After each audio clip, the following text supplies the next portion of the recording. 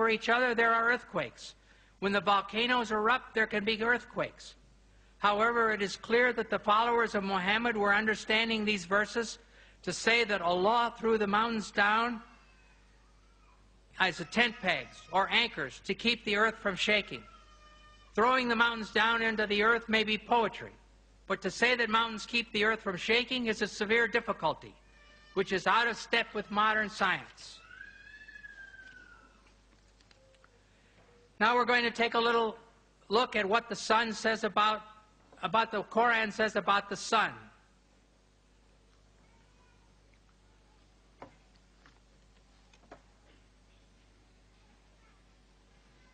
In the Surah of the Kahf, 1886, it says, until when Zul Qarnayn, that's Alexander the Great, reached the setting of the sun, he found it set in a spring of murky water. I'm sorry. In 20th century science, the sun does not set in a spring of murky water. And then in the criterion of Furqan 25:45-46, it says, hast thou not turned thy vision to thy Lord, how he prolongs the shadow?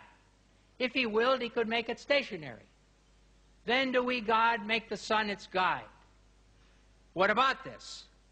As the sun's, if you think of the sun overhead, you have no shadow or a little tiny shadow.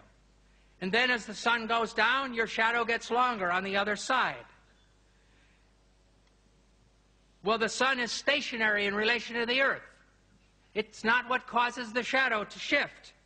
The rotating earth guides the shadows. So if you demand 20th century accuracy, the surah should say, the rotating earth causes the shadows to change.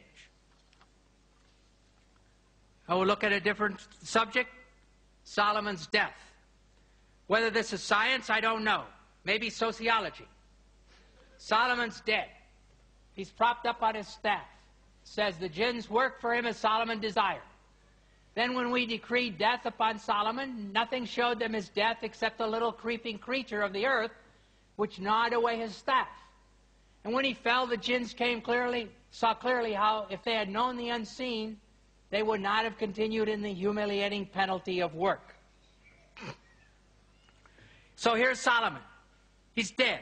He's propped up on his staff, like a wakaf in Morocco, overseeing only a road gang. And no cook comes to ask him for what he wants for dinner. And no general comes for orders. And none of his nobles come to say, let's go hunting. No one notices. I'm sorry. I do not believe this story. And it won't fit 20th century sociology or 7th century sociology, where the king would never be left alone like that. Now finally, let us look at milk.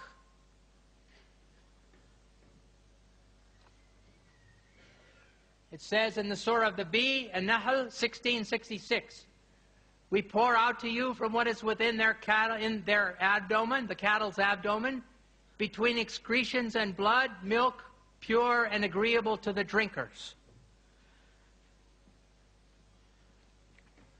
The abdomen where the intestines are, in 20th century medical science, the abdomen where intestines are is where the intestines are. The mammary glands are under the skin. In humans, they're under the skin here. In cattle, they're under the skin between the legs. No connection. There's no connection between the breasts and the intestines and their feces in any way. Feces, though in the body, it really is outside of the animal. Animal's finished with it. It's not connected to milk or to anything else. And finally, we're going to look at communities.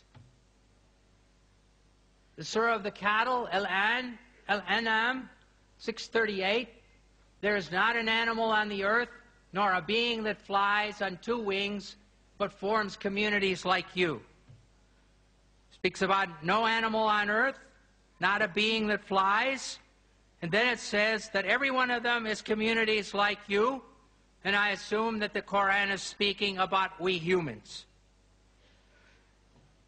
Well, in some spiders, when they finish mating, the mother eats the father.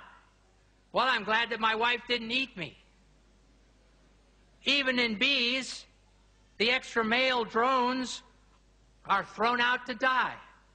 Well, I'm glad also that after we had 4 children, that my wife didn't push me out of the house, too. Finally, the lions. When a lion gets old, a male lion gets old, a young lion comes along and drives him away from his own wives. And the young lion takes over the wives. But what he does with the cubs of the old lion, he kills them all. So I do not think that this sentence is true. All of the communities and all of the animals do not live in communities like us. In conclusion, it is clear that the Quran has many scientific errors. As a generality, the Quran mirrors and reflects the science of its time, the science of the 7th century A.D. We came here to seek truth.